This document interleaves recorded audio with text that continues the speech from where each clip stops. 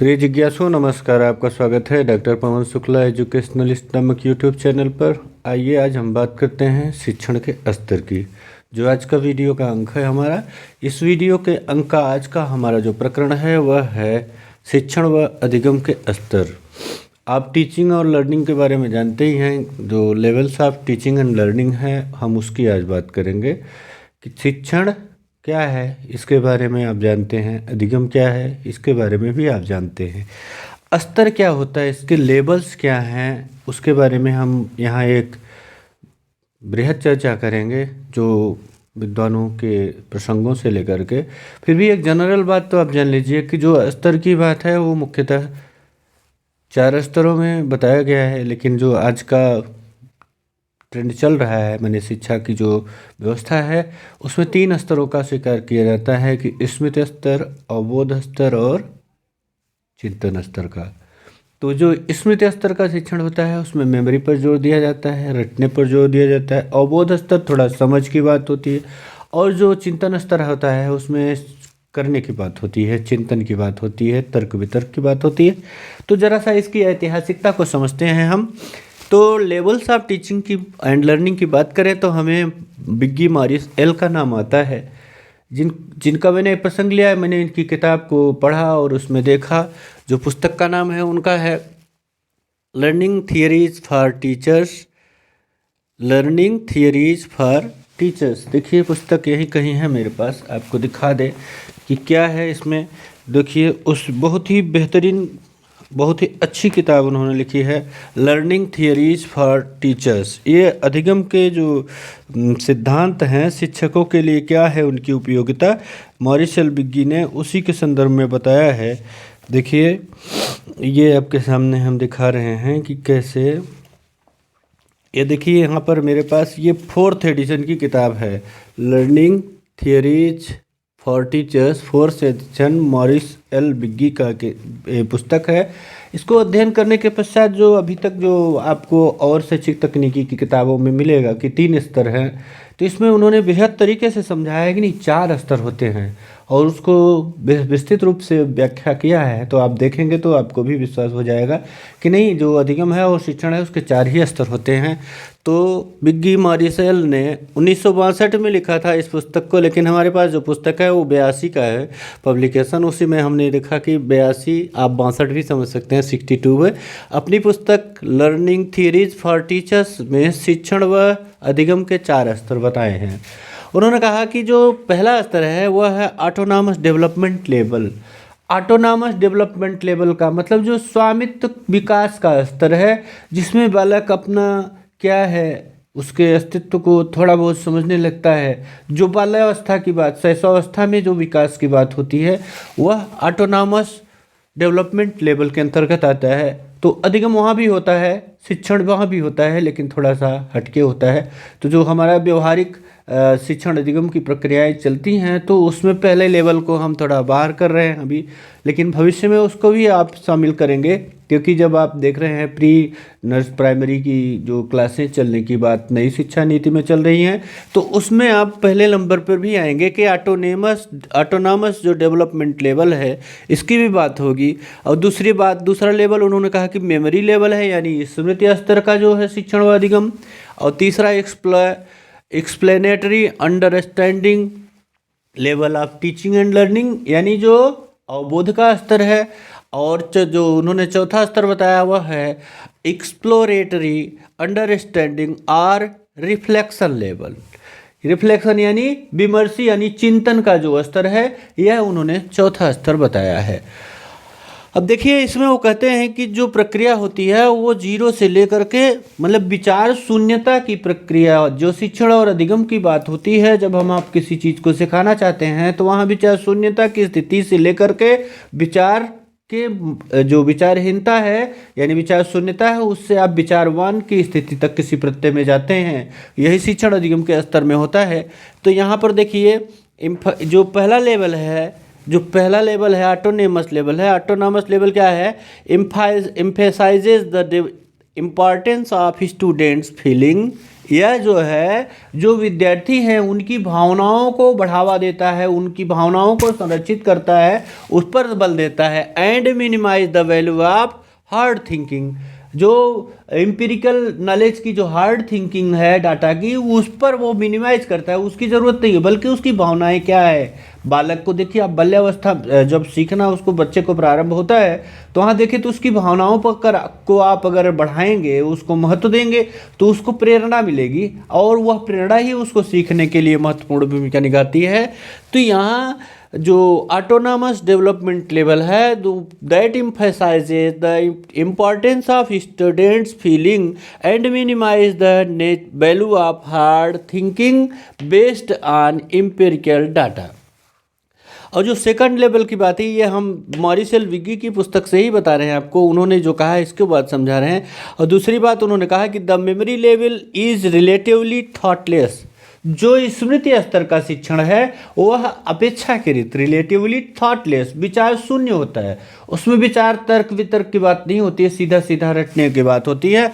The explanatory understanding level is more thoughtful, जो पहला level स्मृति का आपने यहाँ देखा, दूसरा स्तर स्मृति स्तर से थोड़ा अधिक थॉटफुल कौन सा लेवल होता है, वह लेवल होता है एक्सप्लेनेटरी अंडरस्टैंडिंग लेवल, यानी जो अवबोध का स्तर होता है वह थोड़ा सा विचारवान होता है।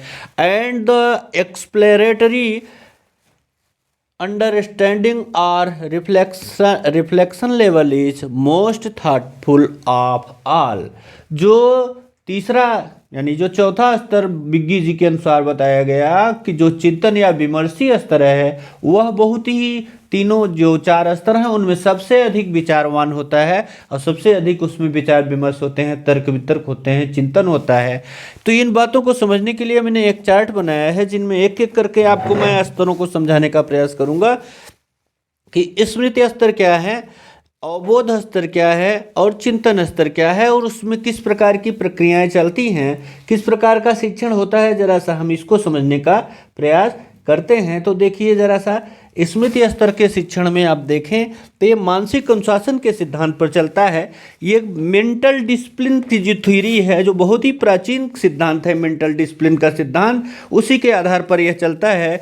जिसमें मेंटल डिसिप्लिन सिद्धांत क्या कहता है कि आप जानते हैं सुकरात के समय में ये सब प्रक्रियाएं सिद्धांत व्यवहार में थे, जिसमें ये कहा जाता था कि आप किसी भी पक्ष को जितना आप प्रशिक्षित करेंगे, जितना ट्रेनिंग करेंगे, जितना उसका यूज किया जाएगा वह उतना ही अधिक मजबूत हो जाता है। तो ये मानसिक अनुशासन के सिद्धांत को फॉलो करता है स्मृति स्तर का सिद्धांत।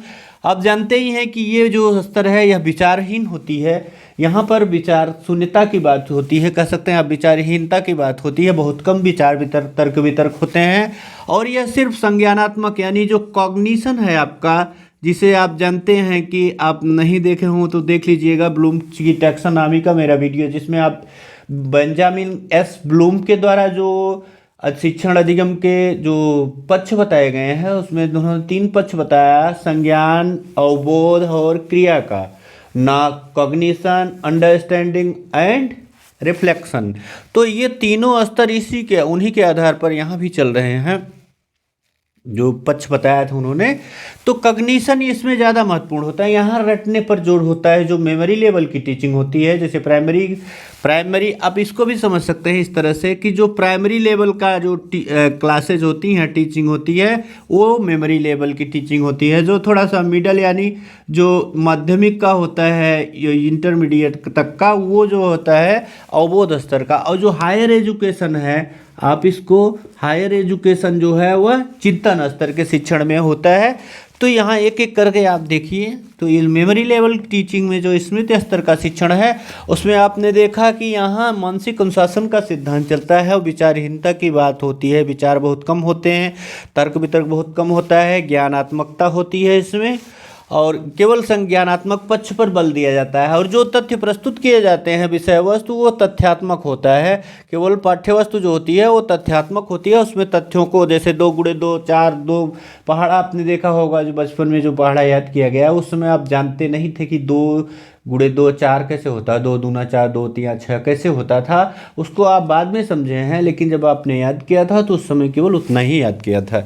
तो वहाँ तथ्यात्मक पाठ्यवस्तु होती है, और जो कक्षा होती है वो निष्क्रिय कक्षा होती है, क्योंकि कक्षा में जो भूमिका होती है वो टीचर ज़्यादा एक्टिव होता है, वो बस रटने की व्यवस्था में उनके लगा रहता है कि किस तरह से किया जाए कि बालक अधिक से अधिक रट सके। और इसमें यशार अधिगम जो होता है वो स्टिमुलस रिस्पांस अधिगम होता है, एक श्रृंखला बनती है, इसलिए इसमें अधिगम के 2 प्रकार आते हैं, संकेत अधिगम और श्रृंखला अधिगम। आप अधिगम के प्रकार का भी मेरा वीडियो देखेंगे तो आपको ज्ञात हो जाएगा कि रॉबर्ट एम गेने ने किस प्रकार से एसएससी वीडीसी आरपी करके आप 8 प्रकार अधिगम के देखेंगे, signal learning, sign learning, signal learning, stimulus response learning, chain learning और verbal association learning, discrimination learning, concept learning, rule learning, problem solving learning. तो अधिगम के प्रकार हैं। तो यहाँ पर संकेत व श्रृंखला अधिगम ये आपके स्मृति स्तर में आता है, और इस स्तर पर जो शिक्षण होता है उस शिक्षण हेतु क्रमिक प्रस्तुतिकरण किया जाता है कि थोड़ा थोड़ा करके आप प्रस्तुत करते हैं, एक एक करके स्टेप वाइज, और अभ्यास पर बल दिया जाता है, अभ्यास, पुनरावृत्ति, जिससे कि वो बार बार प्रैक्टिस करे, व्याख्यान का प्रयोग किया जाता है। साथ ही इसमें देखिए प्रेरणा का जो स्वरूप होता है वह बाह्य प्रेरणा होती है, क्योंकि एक शिक्षक उसको प्रेरित करता है सीखने के लिए, न कि वह स्वयं प्रेरित होता है। और बुद्धि व स्मृति में कोई खास संबंध यहाँ नहीं होता है। हाँ, जो बुद्धि है उसमें कोई खास संबंध नहीं होता है। यहाँ रिटेन, रिकॉल और रिकॉग्निशन पर बल दिया जाता है। रिटेन यानी धारण करना, कि जितना वो याद करा कि जितना उसको अधिक से अधिक धारित करा दिया जाए कि उसके दिमाग में फिट हो जाए, पड़ा रहे, संरक्षित रहे, तो रिटेन करना, धारणा, और रिकॉल करना यानी जब जरूरत पड़े तो जो रिटेन किया है, धारण किया है, जो उसमें से वो पुनः याद कर सके।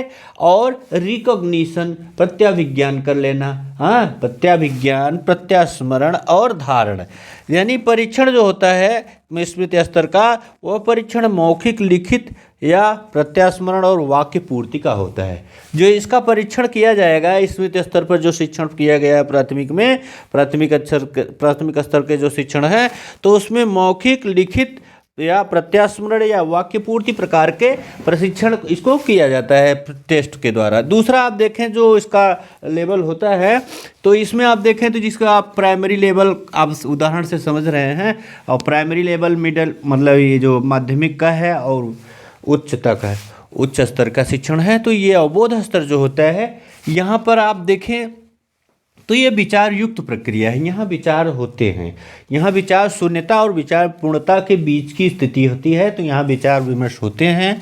और ये बोधात्मकता का देखिए आप, यहाँ कॉग्निशन है, तो ये जैसे ब्लूम की टैक्सोनॉमी का जो दूसरा पक्ष है अंडरस्टैंडिंग का, वो इसमें आता है। और तीसरा जो रिफ्लेक्शन का है वो ये चिंतन स्तर का है। तो विचार युक्त होता है, यह बोधात्मक होता है, प्रयोगात्मक होता है। पाठ्य वस्तु जो होती है व्याख्यात्मक होता है, जो पाठ्य वस्तु होती है ये व्याख्यात्मक होता है। और कक्षा जो होती है, कक्षा इसमें आप जानते हैं कक्षा निष्क्रिय रहती है, क्योंकि टीचर जो कहता है उसी हिसाब से बालक रटते हैं। प्राइमरी की कक्षाओं को आप देखते हैं तो बच्चे को याद कराया जाता है। अब तो थोड़ा बहुत परिवर्तन हो रहा है, लेकिन ज़्यादातर इसी इधर पे इस मेमोरी लेवल पर ही उसमें टीचिंग की जाती है। आलोचनात्मक होता है। पुनर्बलन व अंतर्दृष्टि अधिगम होते हैं। इसमें जो अधिगम होता है, अधिगम की जो रचना है वह पुनर्बलन की और अंतर्दृष्टि का, जिसमें बालक खुद समझ करके इनसाइट के द्वारा लर्निंग करता है। यहाँ पर जो अधिगम का प्रकार तैयार होता है वो संबंध अधिगम, संबंध अधिगम, विभेद यानी डिस्क्रिमिनेशन और प्रत्यय अधिगम, ये 3 अधिगम के प्रकार जो होते हैं यह अवबोध स्तर में आते हैं। और यहाँ विधि की बात की जाए कि कौन कौन सी विधियाँ प्रयोग होती हैं, तो इसमें प्रश्नोत्तर विधि का ज़्यादा प्रयोग किया जाता है, क्योंकि प्रश्न उत्तर करने से ही समझ विकसित होती है, और यहाँ पर समझ को ही केंद्र में रखा जाता है। वाह जो प्रेरणा होती है यहाँ पर इस स्तर के बालक के सीखने की जो प्रेरणा है वह आंतरिक दोनों होती है। बाहर से शिक्षक प्रेरित करता रहता है किसी विधा से, और वह स्वयं प्रश्न के जैसे प्रश्न पूछा जाएगा विद्यार्थी के समक्ष तो अन्य विद्यार्थियों के साथ ही वह भी उत्तर देना चाहेगा कि कितना बेहतर मैं उत्तर दे सकता हूं, तो आंतरिक भी होती है। और यहाँ बुद्धि से इसका प्रत्यक्ष संबंध होता है। अब देखिए, बुद्धि से स्मृति में कोई खास संबंध नहीं है, लेकिन यहाँ बुद्धि से अवबोध का प्रत्यक्ष संबंध होता है। जो उसको समझना है वो बुद्धि से ही समझेगा, तर्क वितर्क करके।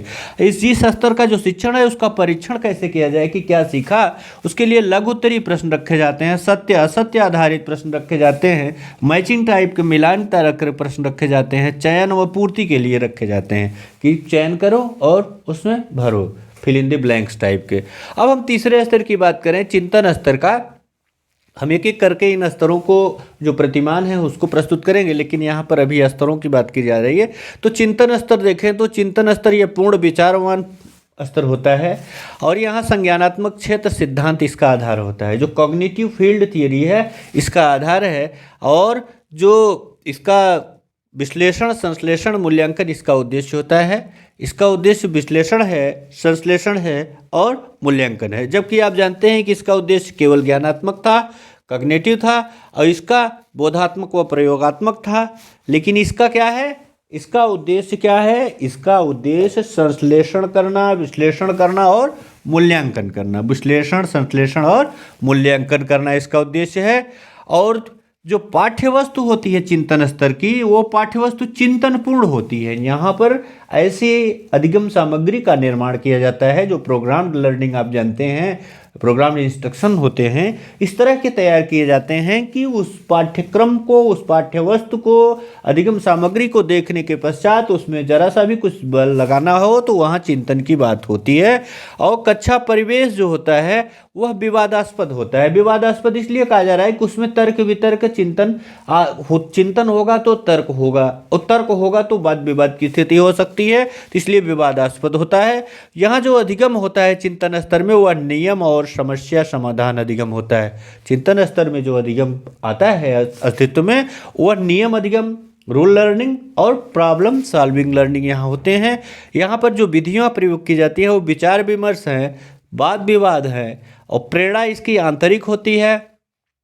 और इस स्तर में, चिंतन स्तर में बुद्धि से जो मौलिक संबंध होता है इसका परीक्षण वर्णन करने जैसे प्रश्नों से किया जाता है। कि जैसे कोई चीज़ पूछ लिया गया कि इसको आप डिस्क्राइब करिए, किस तरह से आप वर्णन करेंगे, तो उस आधार पर आपके चिंतन का अंदाजा हो जाएगा। दीर्घ उत्तरीय प्रश्नों के द्वारा जो है चिंतन का अच्छा अनुमान लगाया जा सकता है। जिस तरह से हमने आज के वीडियो में जो शिक्षण व अधिगम के स्तर की जो मौलिक बातें हैं, जो महत्वपूर्ण बातें थीं, उनके बारे में समझा है। अगले वीडियो में हम चिंतन स्तर, अवबोध स्तर और इसका स्मृति स्तर, तीनों स्तरों के अलग अलग प्रतिमानों को समझेंगे। अब एक चीज़ यहाँ आप देखे होंगे नई बात की, जो यहाँ पर मैंने शिक्षण अधिगम के स्तर को 4 संदर्भों में यहाँ प्रस्तुत किया है, क्योंकि मैंने मारिसेल बिग्गी की पुस्तक खोजा। कई जगह देखा कि मारिसेल बिग्गी ने 3 स्तर बताया, तो मैंने देखा कि पुस्तक में क्या दिया गया है। तो मारिसेल बिग्गी ने अपनी पुस्तक जो learning theories of our teachers में दिया है उसमें उन्होंने स्पष्ट रूप से 4 बताया। जो ऑटोनॉमस डेवलपमेंट लेवल है उसको मैंने समझा, तो वो समझ में आता है कि जिसके द्वारा वो अपने एग्जिस्टेंस को समझने लगता है, यानी जो शैशवावस्था की बातें हैं। तो इस तरह से यह बातें आज के वीडियो की पूरी होती हैं। आपसे अनुरोध है कि आप चैनल लाइक शेयर सब्सक्राइब अवश्य कर लीजिएगा, और जो बातें ना समझ में आए आप अवश्य पूछिए, मैं संतुष्ट करने का प्रयास करूँगा। धन्यवाद, नमस्कार।